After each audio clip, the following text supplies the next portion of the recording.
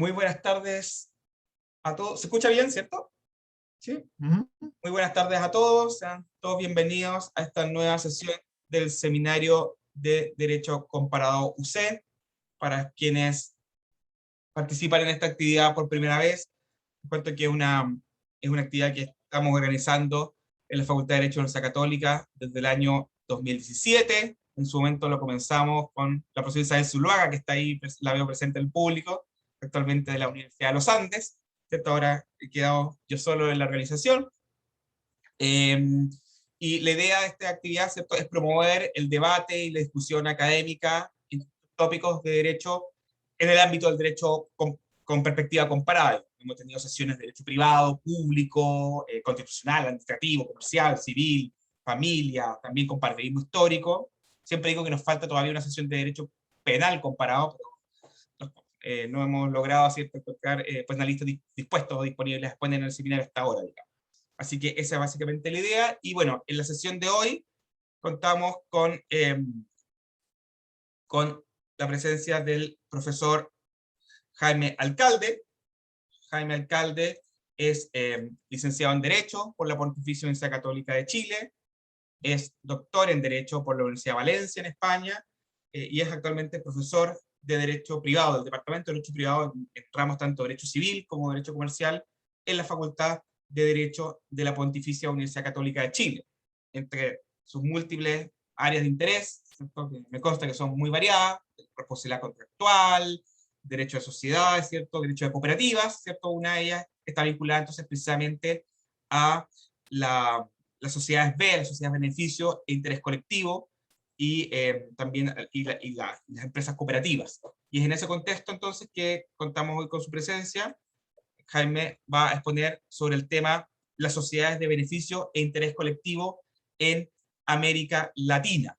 Pero antes de que comience, antes de darle palabra a Jaime para que exponga, comento que en la sesión de hoy contamos además con la presencia de Natalia Hughes, que actuará como comentarista principal. No en todas las sesiones ha sido así, tal vez a quienes hayan venido anteriormente verán que es algo nuevo, pero hay sesiones en las cuales contamos con un comentarista principal que lo que hace es, precisamente como dice su nombre, digamos, abrir el fuego respecto de la ponencia inicial, con el objetivo de dar lugar a un debate, digamos, más rico. Siempre el comentarista principal es una persona experta en el área. En este caso, entonces, como decía, contamos con la presencia de Natalia Hughes. Natalia Hughes es abogada y doctora en Derecho y Ciencias Sociales por la Universidad de la República en Uruguay, máster en Derecho Administrativo Económico por la Universidad de Montevideo, es presidenta del Sistema B Uruguay e integrante del Board Latinoamericano de Abogados de Impacto. Y algo particularmente interesante respecto a la ponencia de hoy, fue la redactora y principal impulsora de un proyecto de ley de sociedades de beneficio e interés colectivo en Uruguay, que acaba de ser, o hace pocos meses, junio, julio de este año, ha entrado en vigencia en la República Oriental del Uruguay. Así que tiene experiencia no solamente en el estudio, digamos, académico de estas materias, sino también práctica, digamos, impulsando proyectos legislativos. Debo decir que, si bien se va a comentar más adelante, es la cuarta ley que se ha dictado sobre la materia en América Latina. Y eso entronca entonces con la perspectiva comparada de la ponencia del profesor Jaime Alcalde, justamente las sociedades de interés colectivo, ¿cierto?, en América Latina. Así que, sin más, doy la palabra por 20 minutos aproximadamente, máximo media hora, al profesor Jaime Alcalde para su exposición. Muchas gracias. Bien, muchas gracias, Adolfo, al profesor Adolfo Ekman, por la invitación a exponer nuevamente en el seminario de Derecho Comparado, que nació ya hace algunos años gracias al impulso entonces de la profesora Isabel Zuluaga y del profesor Adolfo Ekman, y que se ha ido consolidando como una instancia precisamente de conversación, ¿no?, de distintos temas. Ahora, gracias a esta situación que nos ha hecho un poco virtualizarnos, el hecho de estar bajo esta modalidad también tiene beneficios. Podemos, por ejemplo, contar, y le agradezco muy especialmente a Natalia por haber aceptado hacer de comentarista oficial el día de hoy. Ya como ha presentado Adolfo, Natalia no solamente tiene una larga trayectoria en esta materia desde el punto de vista práctico, sino que además estuvo vinculada a la discusión y a la preparación del proyecto de ley, a la discusión y luego a la aprobación del proyecto de lo que se transformó en la ley, la cuarta ley dentro del continente de sociedades de beneficio e interés colectivo, que se promulgó y entró en vigor en julio de este año en Uruguay. Así que muchas gracias, Natalia, y muchas gracias a todos los que están participando aquí. Muchas veces cuando uno trata de hacer algún ejercicio comparatista, y se da en otros campos también, cuesta encontrar lo que es el elemento característico, ya sea de una determinada área geográfica, y por eso uno trata de ubicar en familia los derechos.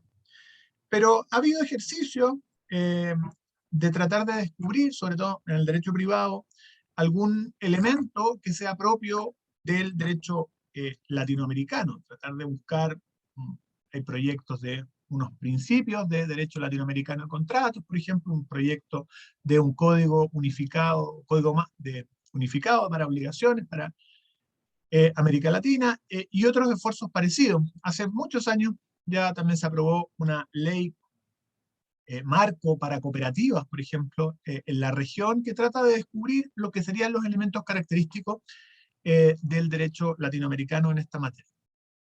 Si uno mira el derecho de sociedades latinoamericano, creo que puede encontrar dos hitos que emergen, uno de los cuales es el que nos convoca hoy.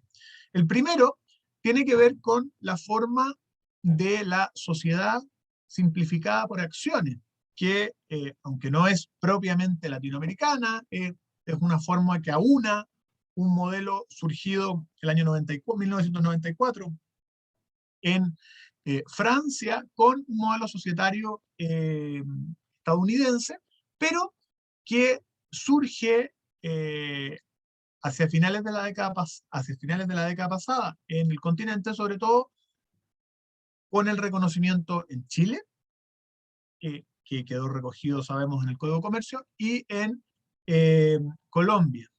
Pero fue sobre todo Colombia, y fue sobre todo la importancia que, como podríamos decir, el apostolado que se hizo desde Colombia, gracias a Francisco Reyes Villamizar, que el modelo terminó siendo recogido en muchos otros países: Argentina, Uruguay, Perú, Ecuador, etcétera, República Dominicana, etcétera. Y el otro fenómeno donde ha habido un desarrollo bastante singular e importante en el continente es en las sociedades de beneficio e interés colectivo, que es el tema que hoy conversamos.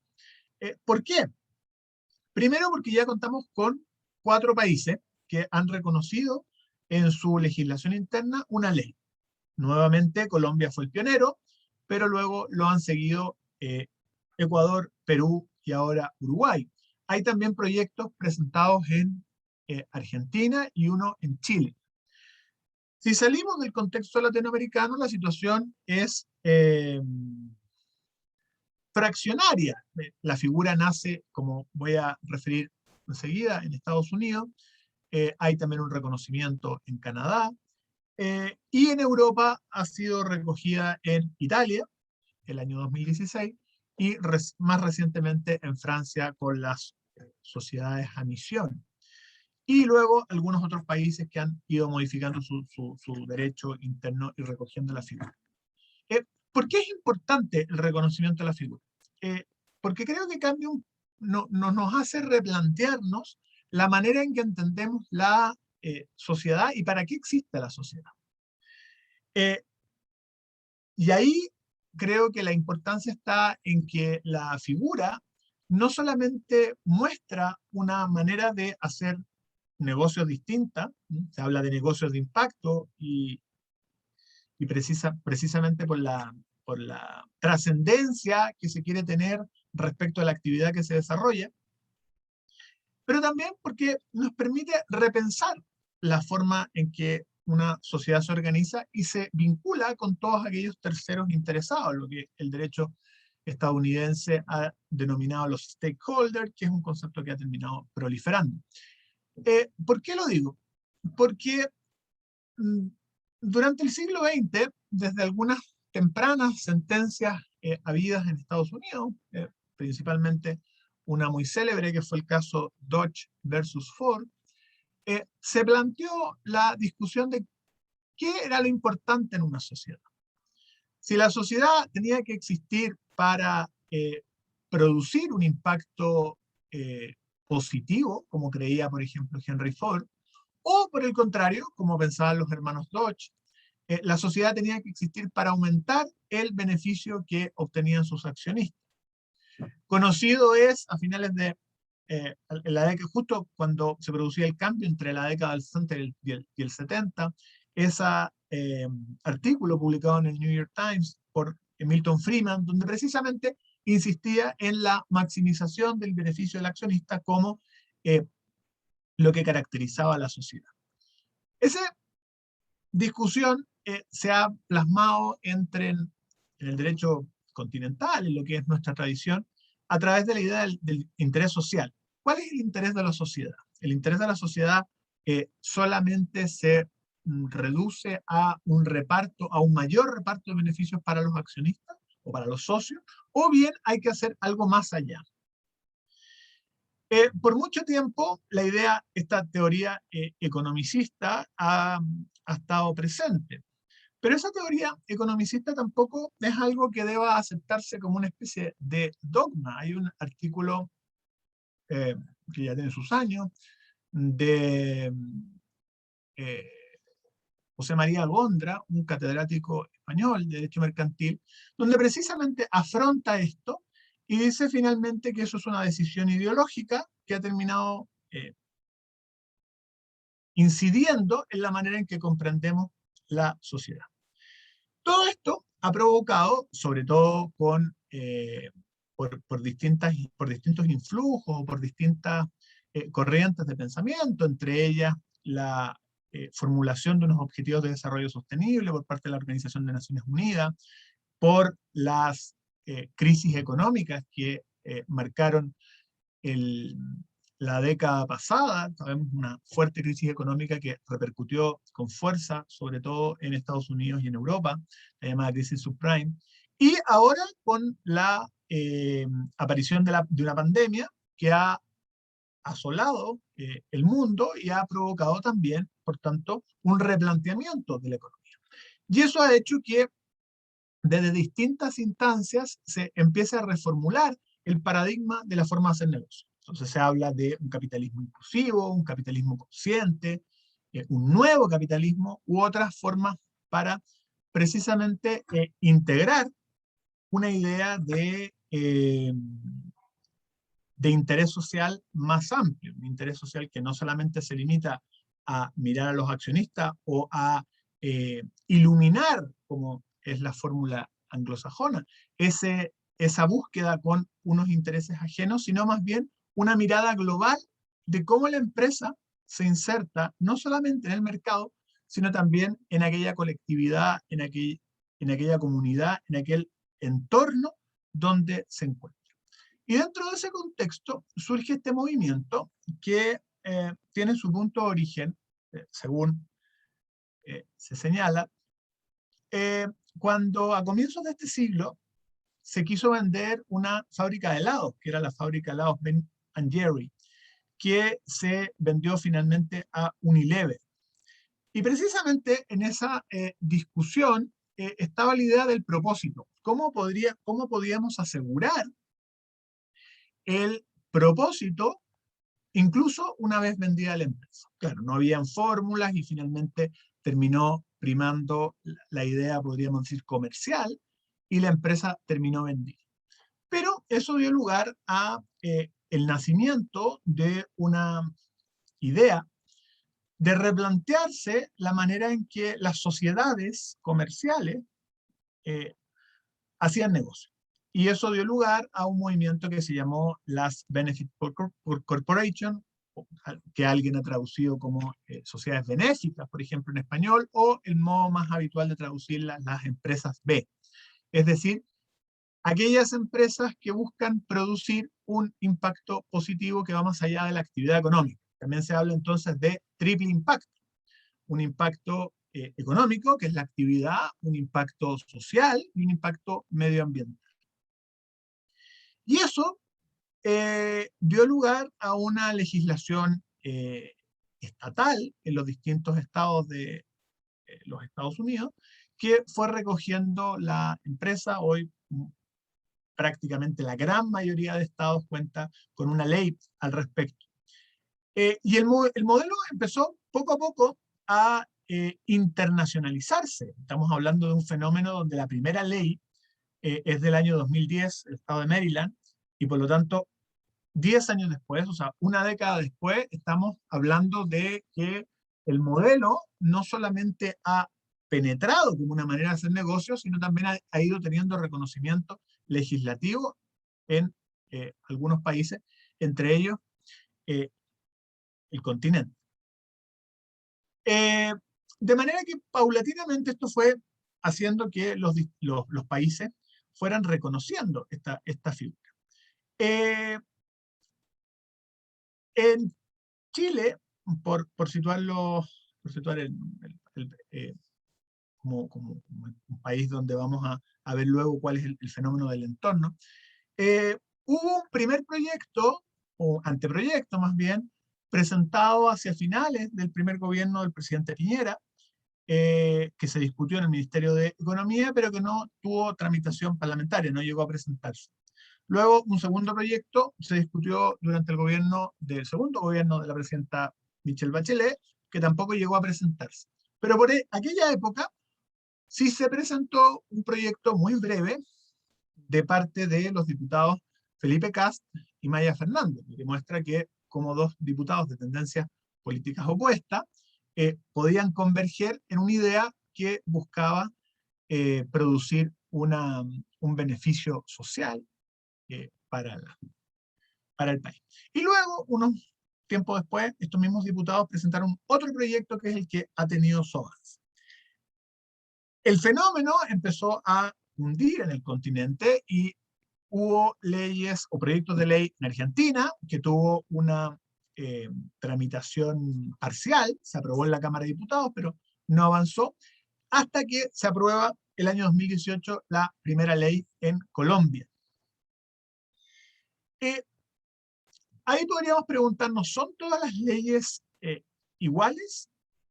La respuesta es que no, y de hecho Natalia luego supongo que se extenderá más sobre la ley uruguaya. La ley uruguaya tiene una particularidad,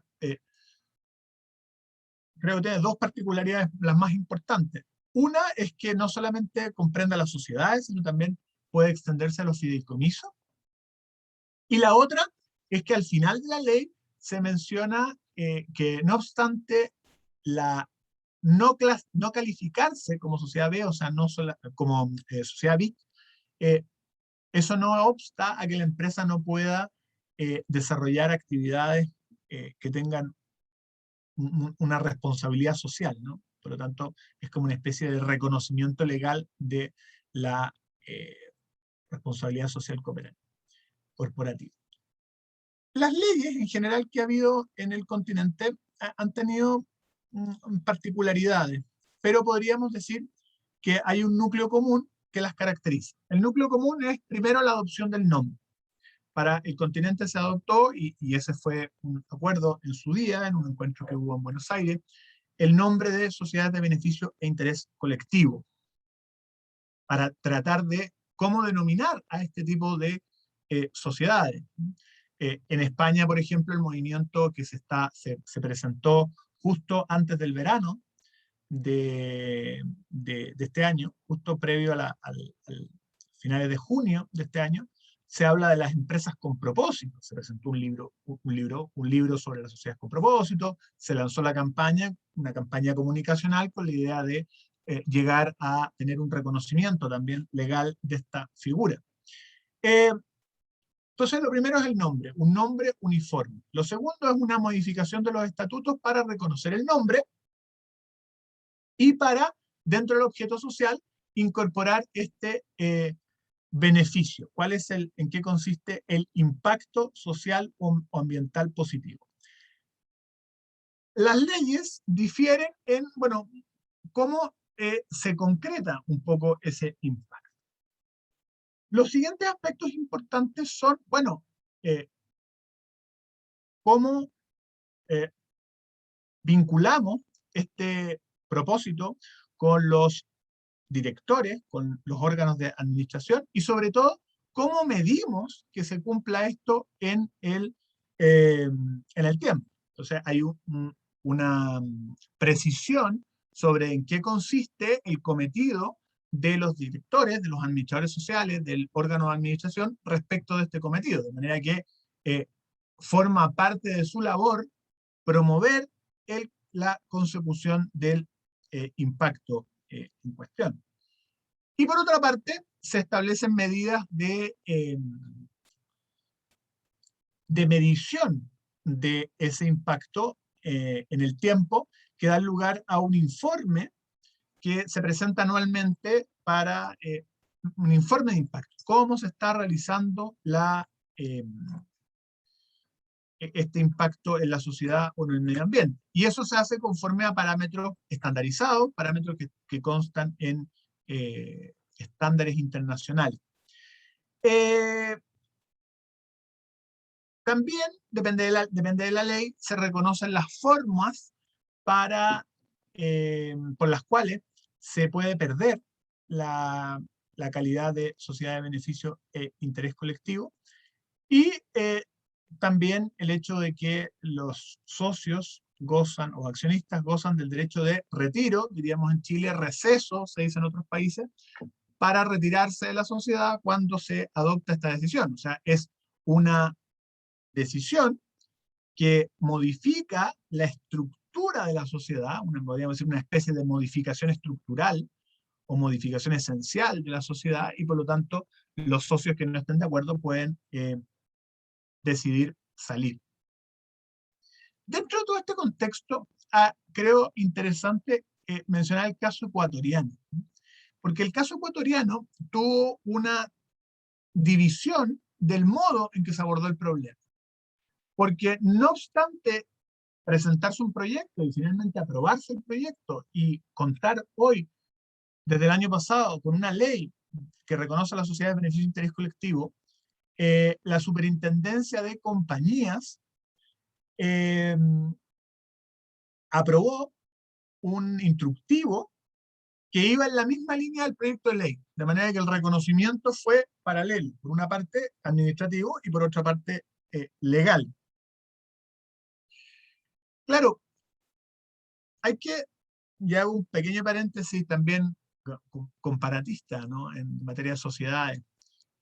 Chile tiene un gran defecto frente a otros países de la región, pues todos los demás países de la región, Perú, Ecuador, Uruguay, Argentina, México, etc., Ecuador, cuentan con una regulación uniforme o unitaria de las sociedades, ¿no? Una ley general de sociedades, o bien el Código de Comercio tiene una parte general y luego una parte especial de las sociedades, lo que nosotros no tenemos. Entonces, claro, tenemos normas relativamente recientes, por ejemplo, para la sociedad por acciones o para la sociedad anónima, que es quizá la sociedad que más ha evolucionado desde el reemplazo de la ley hace 40 años, 1981, pero no tenemos, por ejemplo, para las sociedades colectivas o para la sociedad de responsabilidad limitada, que fue por mucho tiempo el gran tipo social elegido, una disciplina general, lo que provoca, bueno, bastantes problemas. La pregunta va a, bueno, ¿por qué el fenómeno arraiga en el continente? Y esto ya creo que nos lleva a una dimensión que también es relevante desde el punto de vista comparatista, que es, bueno, cómo miramos el derecho. Ahí, por citar a Pierre Legrand, ¿no? Pierre Legrand dice: no solamente hay que fijarse en lo que sería la estructura de la normatividad, sino también las demás ideas, las demás fuerzas, las demás tendencias que rodean esas estructuras de normatividad y que finalmente también hacen que el derecho deba contemplarse con una mirada sociológica. Entonces, ¿por qué las sociedades de beneficio de interés colectivo? ¿Por qué estas sociedades que buscan materializar un impacto social y ambiental positivo cuajan también en la realidad latinoamericana? Hay un libro de un autor peruano, un sociólogo que se llama Baltasar Caracedo, donde precisamente se preguntaba al respecto y decía, bueno, ¿por qué estas sociedades eh, importan tanto? Y creo que lo decía desde la perspectiva de las empresas B, pero vale también para las sociedades de beneficio e interés colectivo. Leo la referencia que tomaba el libro de este autor. Las sociedades en vías de desarrollo en las que emergen las empresas B presentan alguna de o todas las siguientes características: desigualdad y pobreza, cultura general incongruente, informalidad en los vínculos, emergencia continua de conflictos sociales, actividad productiva depredadora y contaminadora, democracia parcial o inexistente, derechos humanos violentados continuamente. En otro plano, son las que experimentan una tensión entre la formalidad y la informalidad en los vínculos, en las que predomina una cultura individualista frente a una cultura de cooperación y colaboración, aquellas en que se da una disociación entre competitividad y adaptación. Cierro con esta idea. ¿Por qué entonces el éxito del modelo, con 4 leyes aprobadas en un periodo que va del 2018 al 2021 y con 2 proyectos que veremos qué suerte finalmente tienen? Precisamente porque se hacen cargo de una realidad. El mismo Francisco Reyes tiene un libro sobre análisis económico del derecho societario, que es un libro que, no obstante estar inspirado en las ideas de autores estadounidenses, lo trata de enmarcar dentro de la realidad latinoamericana y precisamente del modo en que se organizan las sociedades en el continente. Y eso va de la mano de estas tendencias que relevaba Caravedo y que nosotros estamos conversando aquí. Sin ir más lejos, 30 años atrás, cuando asumía el presidente Patricio Aylwin, el proyecto de Patricio Aylwin de gobierno hablaba de la economía social, pero el concepto de economía social que manejaba ese programa era distinto a lo que nosotros hoy entendemos por economía social. Se refería a la economía sumergida, la economía invisible, la economía informal. Hay que pensar, lo hablaba hace algún tiempo con el encargado jurídico del registro de empresas y sociedades, que la gran función que tenía el registro de empresas y sociedades desde su creación en el año 2013, la llamada Sociedad en un Día, ha sido precisamente formalizar empresas que existían, pero bajo estructuras simplemente informales.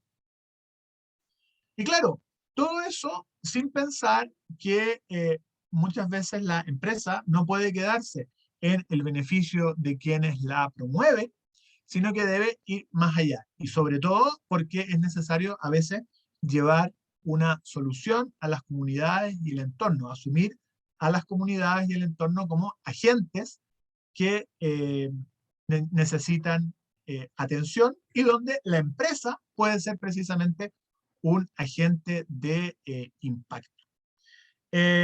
Cierro diciendo que en el último número de la revista Derecho Sociedades española hizo un comentario de las leyes que habían aparecido hasta ese momento, las 3 leyes latinoamericanas, la ley colombiana, la ley peruana y la ley ecuatoriana, porque en ese momento todavía no se había aprobado la ley uruguaya, que debemos gracias al impulso de Natalia y de quienes la secundaron. Así que muchas gracias por esto. Dejamos a Natalia y abrimos luego el debate sobre este tema. Muchas gracias, Jaime, por la interesante exposición. Entonces ahora tiene la palabra Natalia Hughes para comentar la ponencia, la presentación de Jaime durante aproximadamente 10 minutos. Natalia. Bueno, antes que nada, muchas gracias. Gracias, Jaime, gracias, Alfonso. Y gracias veo que hay un compatriota, Juan Ignacio, que está buenísimo. Esto de ver los cuadraditos, a mí me gusta ver, como no perder esto de la humanidad y agradecer la oportunidad que nos da esto de la pandemia, de sentirnos más cerca, ¿no? Como que veo a Isabel y ya me parece que de alguna forma, algunas veces la vi en alguna charla de triple impacto. y poder conversar sobre esto de la legislación y movimiento legislativo BIC. Entonces me fui sacando, cada cosa que iba diciendo Jaime me hacía acordar hasta momentos vividos, cuando hablaba de Baltasar. Baltasar nos regaló en el primer encuentro de abogados B, que hubo en Lima en el 2017, nos regaló un libro donde justamente hace referencia a esas condiciones que tiene América Latina, ¿no? Entonces, como que uno va evocando este proceso o esta evolución que vamos viviendo. Y compartirles que sí, que Uruguay fuimos el 4º país de América Latina de ser parte de este movimiento legislativo es BIC. Entonces, eso ya es la primera gran punto o alarma que hay que tener. La ley, el movimiento legislativo es de beneficio de interés colectivo, ¿no? Entonces, cuando hablamos de beneficio de interés colectivo, lo que estamos buscando es empresas que sean creadoras de valor integral, y me gustaría hacerlo esto, ustedes me interrumpen todo, pero con una conversación para contarles cómo fue mi experiencia en estos 5 años de trabajar desde lo que son las empresas B y lo que son las BIC, y esto que iba contando Jaime de la historia, por qué nacen, por qué se arraigan y por qué nacen estos movimientos legislativos, ¿no? Entonces, en el caso de las BIC en Uruguay, hay 2 características que les quiero compartir. Una es, el proceso fue por unanimidad. Cuando trabajamos en este proyecto legislativo, 5 mujeres abogadas, que veníamos del mundo corporativo, de trabajar en estudios grandes, y nos fuimos como abriendo hacia el mundo empresarial, creamos una empresa, y la empresa que creamos, por el mundo del cual veníamos, que era el mundo de los fideicomisos, y el expertise era en fideicomisos, dijimos, bueno, vamos a crear un fideicomiso, y queremos que este fideicomiso, que se caracteriza por la versatilidad y ductilidad de la figura, que trabajamos tanto para el gobierno y que tiene tanto impacto, y dijimos, bueno, ¿por qué el fideicomiso no puede ser un fideicomiso B? ¿Existirá la posibilidad de que el fideicomiso sea un fideicomiso B?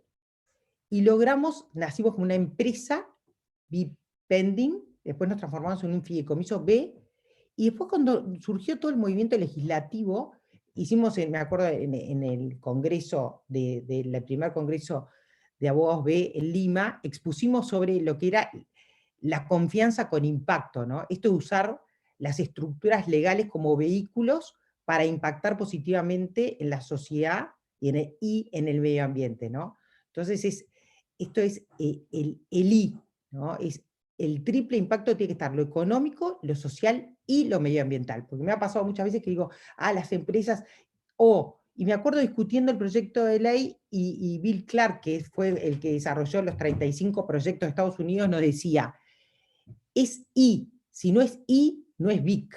Será otra cosa, otra legislación, pero acá lo que queremos tratar es de tener un movimiento legislativo que dé identidad y que nos permita a las empresas que estamos traccionando en el mercado latinoamericano, que yo estoy en Uruguay y hable con Yolanda y le diga, bueno, mi empresa BIC en Uruguay va a traccionar y va a interactuar o va a negociar con tu empresa BIC en Chile.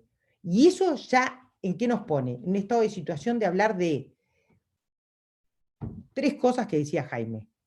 Quiere decir, cuando uno habla de BIC, va a hablar de propósito, va a hablar de ampliación de deberes fiduciarios, y va a hablar de reporte y transparencia. ¿Eso qué es? Medición. Cuando uno habla de BIC, habla de que en realidad en Uruguay y en todos los países que hasta ahora tenemos leyes BIC, lo que se toma es que la empresa se pone un ropaje BIC, no es un nuevo tipo social. Entonces lo que hace es, uno tiene una empresa que es una sociedad anónima, una SAS, una unipersonal, una cooperativa, un fideicomiso, en el caso de las uruguayas o de los uruguayos, tenemos un fideicomiso, y el fideicomiso se puede poner el ropaje BIC. Y uno puede ser un fideicomiso BIC B. ¿Me explico? ¿Me van siguiendo? Entonces, ahí es importante porque, les voy a linkear, bueno, les voy a compartir porque ahí me fui un poquito, pero compartir qué pasó en Uruguay. En Uruguay pasaron 2 cosas. Una es, todos los partidos políticos apoyaron la ley BIC. Y eso para nosotros, cuando presentamos el proyecto de ley en el 2017, era una de las cosas que entendíamos que era muy importante, ¿no? Que esto trataba de que no se partidizara, que era un tema que queríamos que fuera un tema de de empresas que sean creadoras de valor social, ¿no? Que eleven, acá tenemos la actividad a la cual estamos acostumbrados a las empresas, y que elevemos la vara y digamos, bueno, la empresa como creadora de valor integral, ¿no? Entonces, eso fue una de las características. Y otra característica, y ahí les linkeo con la historia hasta personal, porque estoy convencida que si ahora veo a Romina, a Diego, a Carmen, todas las historias, a nosotros, ¿qué es lo que nos pasa? La historia de las decisiones tiene que ver con la historia de las emociones. Entonces, hasta las decisiones empresariales y hasta las decisiones legislativas, ¿no? Entonces, en Uruguay, ¿qué pasó? Vimos el movimiento legislativo, de hecho, lo conocimos en ese congreso de Lima, volvimos a Uruguay, cuando volvimos a Uruguay dijimos, bueno, vamos a analizar derecho comparado, vamos a ver qué está pasando en otras partes del mundo, vamos a ver por qué Italia tiene su ley de beneficio, ¿no? ¿Por qué en el 2015 Italia tiene la ley? ¿Por qué hay interés en Francia? ¿Por qué hay interés en España? ¿Por qué Estados Unidos trabajó en la aprobación de 35 o 36 estados de Estados Unidos, ¿no? ¿Qué fue lo que pasó ahí? Pues bueno, estas son las características que tiene que tener, pero nosotros veíamos que nosotros de lo que sabemos es de fideicomisos, y los fideicomisos son un instrumento que son en América Latina diferente al trust anglosajón y que tienen como gran impacto, porque se construye desde el Canal de Panamá hasta grandes emprendimientos, carreteras, por lo menos en Uruguay tiene gran escala a nivel de gobierno. Dijimos, ¿por qué los fideicomisos no pueden ser los generadores del triple impacto? Dijimos, bueno, cuando redactemos el proyecto de ley, incorporemos la figura de los fideicomisos. Y gratamente, el 23 de julio del 2021, después de 4 años de ir al Parlamento, a las comisiones, como decía Jaime, porque ahora Jaime hacía alusión al artículo 8 de la responsabilidad social empresarial, y nosotros veíamos claramente que una época era la responsabilidad social empresarial, pero ahora estamos hablando de empresas big, ¿por qué? Porque mutamos, porque en realidad lo que estamos hablando es de una nueva genética empresarial, una nueva identidad de mercado, ¿no? Esta nueva genética que lo que hace es pone en el core business del negocio el propósito. El propósito es parte del objeto social de la empresa. Entonces ya lo que hago es, dentro del objeto o dentro del encargo fiduciario, yo tengo que hablar de propósito. Mi propósito es impactar en lo social, medioambiental y en lo económico. No soy una ONG, soy una empresa que amplía los deberes fiduciarios, ¿no? Y una cosa, no sé si ustedes, cuando hablaba, bueno, otra cosa que pasó, ahora estamos asesorando sobre el proyecto de ley de México y de Panamá, y en Brasil también un proyecto de ley. Entonces, en América Latina hay proyectos de ley que se hablan de empresas de desarrollo sostenible, otros nombres. Entonces, una cosa importante es, bueno, si hablamos de un movimiento legislativo BIC, estamos hablando de un ropaje que se le pone a las sociedades que todos como abogados conocemos, a la sociedad anónima, a los fideicomisos, está ese ropaje que lo que le da es identidad y nos permite hablar de estas 4 características. Esa característica del propósito, ¿no? Del propósito, ¿por qué es necesario hoy cargar al mercado de propósito?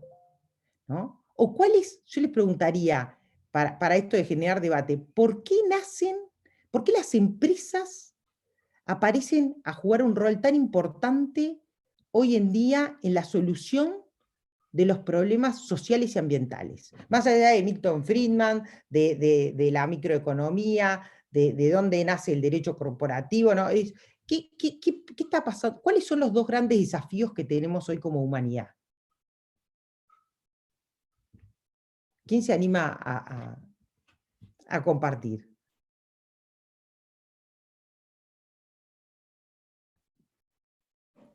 ¿Puedo opinar?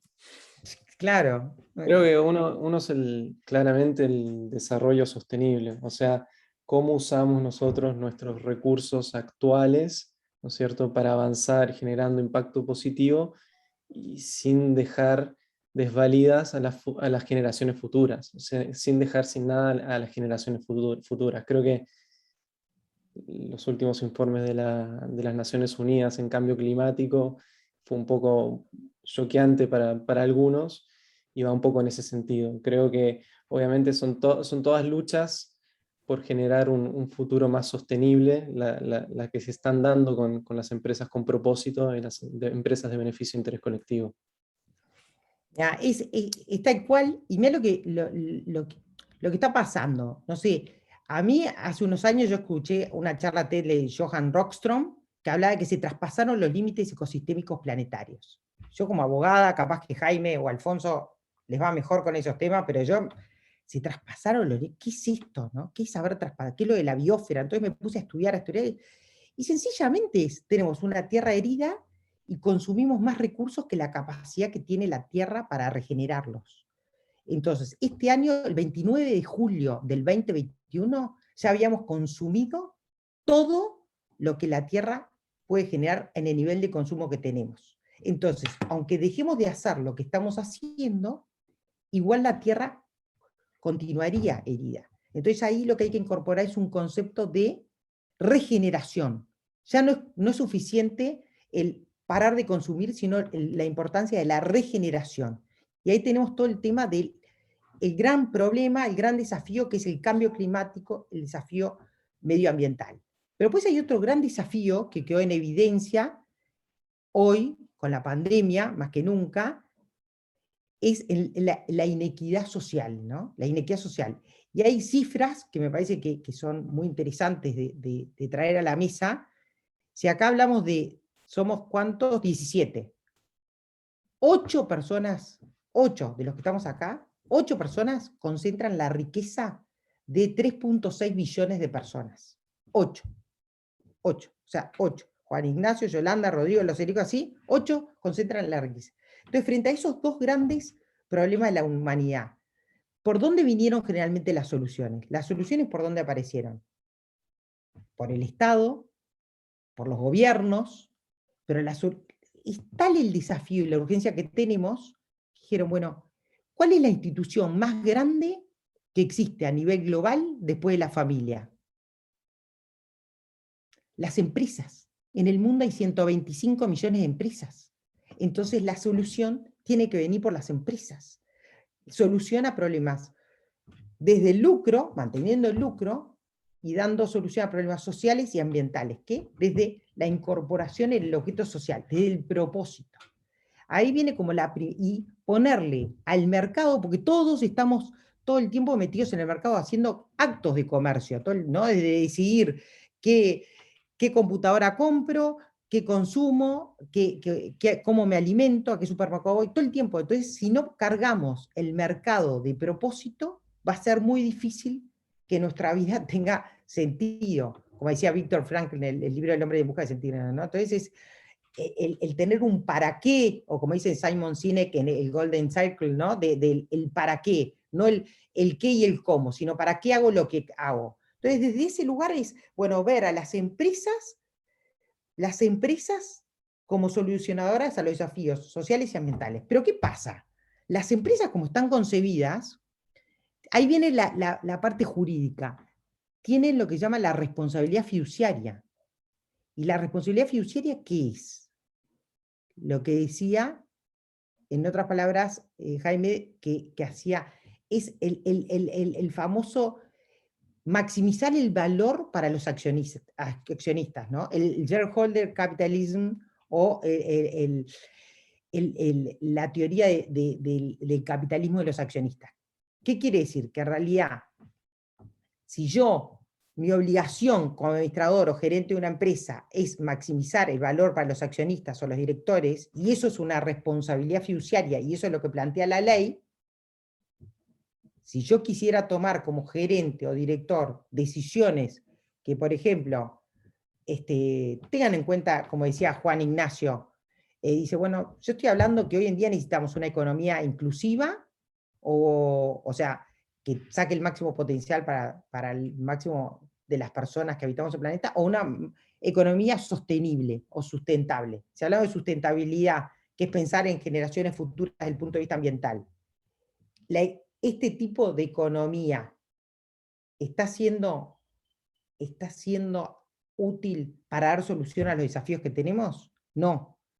Pero ¿cómo se hace? Porque en definitiva la economía o el sistema económico tiene un sistema operativo el sistema operativo que vivimos tiene un sistema operativo que es un sistema operativo súper simple, que tiene esa regla que está evolucionando de lo que se llama el shareholder capitalism al stakeholder, la teoría de los stakeholders, o pensar en beneficios compartidos. Y pensar en beneficios compartidos, de ahí viene la B, y de ahí viene el pensar en BIC, ¿no? ¿Por qué pensar en beneficios compartidos? Porque lo que se busca es ampliar los deberes fiduciarios. ¿Para qué? Para permitir que los administradores y directores puedan tomar decisiones pensando en el corto, mediano y largo plazo. ¿Me explico? Entonces ahí tenemos propósito, ampliación de deberes fiduciarios, y después es, perfecto, tengo una empresa cuyo propósito es, por ejemplo, bajar la tasa de criminalidad, reincidencia y delincuencia, que parece que fuera una visión más bien de una ONG, pero en realidad tiene de la empresa tradicional la escala y la orientación hacia el mercado de la empresa tradicional. Y yo, ¿cómo hago? Lo que no se mide no se gestiona, entonces tengo que gestionar el impacto, y para eso tengo que medir el impacto. Y es de cara a eso, como decía Jaime, que estamos ahora con las legislaciones BIC, que es reglamentar la medición del impacto. El impacto, cuando uno habla de impacto, habla de intención de impactar positivamente lo social y lo medioambiental. ¿Me explico? Entonces, ese tercer elemento es clave. Entonces, cuando uno habla de BIC, habla de propósito, habla de ampliar deberes fiduciarios y habla de reporte y transparencia. Cualquiera de estas legislaciones que hablamos tiene ese trípode que la sostiene. Ese trípode que la sostiene tiene como diferentes reglamentaciones según la coyuntura, países o innovaciones, como les contaba lo de los fideicomisos. Pero no sé, Alfonso y Jaime, si me da el tiempo, pero a mí me gustaría, porque me parece que es una linda conversación y no todo el mundo lo sabe, y a veces cuando somos poquitos es como bueno de compartir, es ¿por qué nace esto de la necesidad de ampliar los deberes fiduciarios y de que haya una certificación como la que brinda B-Lab para medir el impacto positivo? ¿Cuál es la raíz de esa historia? ¿Qué tiene que ver con lo jurídico? ¿Me da el tiempo de compartirlos? ¿Les interesa? Sí, sí, solo que debo hacer siempre el rol de pesado, que nos quedan solamente 10 minutos de tiempo, entonces, pero si es posible, sí, por supuesto. A ver, les voy a contar, como decía, cuando uno habla de cara a las reglamentaciones para medir, existen, cuando uno es BIC y no es empresa B, porque uno puede ser B y BIC o BIC y B, pero cuando uno quiere medir su impacto, nació B-Lab. B-Lab como la certificadora que nace en Estados Unidos y que nace en paralelo con esa historia que contaba Jaime de Berangerry. La historia de B-Lab es la historia, una historia traumática de tres amigos de la facultad, tres amigos que eran Jane Cohen Gilbert, Andrew Casoy y Bart Houlihan.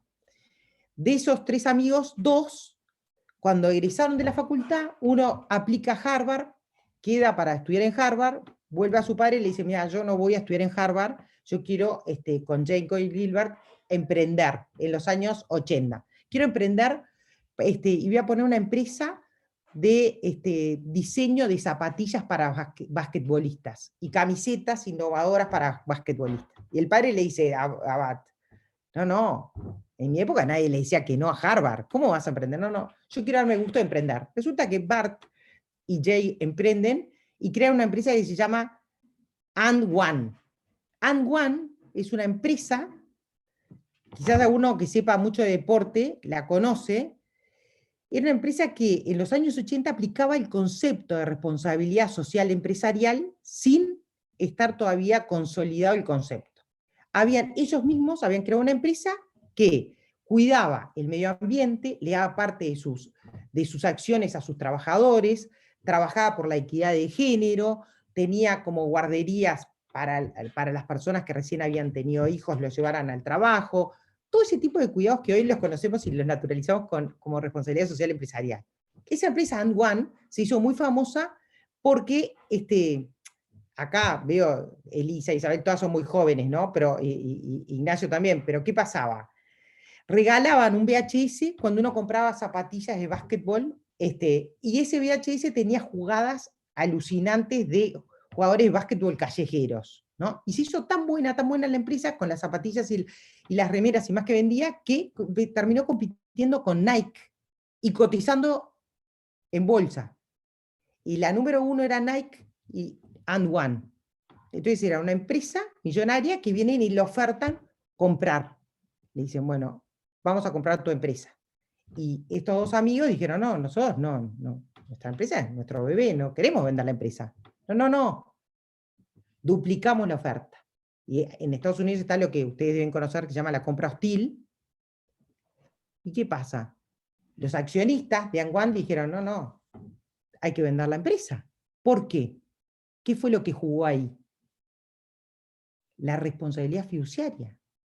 Porque la responsabilidad fiduciaria es maximizar el retorno sobre la inversión, maximizar el valor para los accionistas. Y los accionistas dijeron, nos están ofertando este monto que ustedes nunca nos lo van a dar.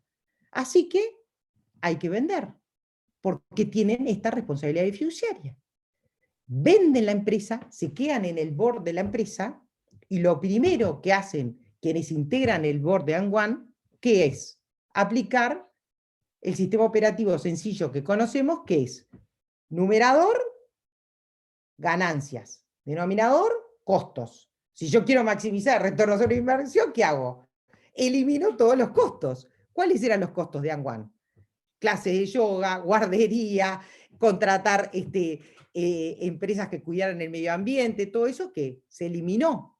Entonces ellos dijeron, bueno, acá está uno de los grandes problemas que tenemos como humanidad, que la empresa, aunque quisiéramos tomar otro tipo de decisiones, no podemos por la legislación concebida de esta forma de la responsabilidad fiduciaria. Entonces terminaron millonarios, se retiraron y llamaron a los amigos de Andrew Cansou, que trabajaba en Wall Street, y digo, yo pues los conozco, me parece como re interesante la historia porque es muy humana. Terminaron y dijeron, bueno, ¿qué hacemos? ¿Ponemos otra empresa? No. Seamos parte de la solución a este problema que vivimos. ¿Qué fue? ¿Cómo jugó la responsabilidad fiduciaria en la empresa? Terminaron con todas las posibilidades económicas, pero esa cláusula de la responsabilidad fiduciaria, por no existir el stakeholder capitalism, o por no existir la ampliación de los deberes fiduciarios, tuvieron que vender y no hubo alternativa. Entonces, ahí crean B-Lab, que es la organización que mide el impacto social, ambiental y económico de las empresas, para que las empresas busquen los beneficios compartidos. De ahí sale B-Lab, el B de Benefit Corporations, y ahí trabajaron para modificar todas las legislaciones de los 35, 36 estados de Estados Unidos, y fueron como traccionando lo que es el movimiento legislativo B. Pero ese movimiento legislativo B es para empresas certificadas B, y lo que necesitamos es que el Estado sea quien reconoce a estas empresas que están traccionando o coadyuvando con los intereses públicos, que están siendo parte de la solución a estos desafíos. Y de ahí viene el movimiento legislativo BIC, y todos los desafíos que hoy tenemos de cara a la reglamentación. Esto más bien, o sea, no como porque me invitaron a un conversatorio, y me parece como que estas cosas a veces uno los libros lee como la parte mucho más formal, y la historia, ¿no? La jurisprudencia, la parte normativa, la reglamentación. Y me parece que está bueno como a veces compartir y decir, ¿y por qué nace esto? ¿No? ¿Y a qué responde? ¿Y cuál es la historia que hay atrás de este movimiento que hoy tiene más de 4.000 y pico de empresas? Y en realidad de un movimiento legislativo BIC, por ejemplo en Colombia, que tiene ya casi 700 empresas BIC, ¿no? Es un montón para hacer una legislación que tiene menos de 2 años. Entonces, no sé, me parece que yo encantada quedo a disposición para todo lo que quieran preguntar, y sobre todo para cosas más de aspectos más jurídicos, formales, el fideicomiso, la ampliación de los deberes fiduciarios, cómo juegan los artículos de la legislación de Uruguay, cómo vamos a trabajar en la reglamentación y demás. Pero me parece que lo lindo era compartir estas cosas que a veces no se saben y que van marcando el cambio de paradigma, ¿no? El cambio de paradigma que estamos transitando claramente. No, perdón, Alfonso, que ya me extendí mucho, pero creo que respeté, desde Uruguay respeté el tiempo. Sí, no, muchas gracias, Natalia, por el interesante comentario. Lamentablemente ya estamos en el tiempo, nos quedan solamente 2 minutos, así que el tiempo que teníamos asignado, pero sí, por favor, Jaime, si tiene algún Sí, no, comentario final que sea al respecto. muchas gracias. Bueno, entre contando efectivamente cómo nace esto y precisamente cómo se trata de reaccionar frente a situaciones reales que dan todo un movimiento, se nos fue el tiempo para una mayor conversación. No, simplemente quería decir dos ideas para finalizar. Una es que nosotros como país estamos viviendo un periodo de cambio, tenemos en marcha una convención constituyente, etcétera.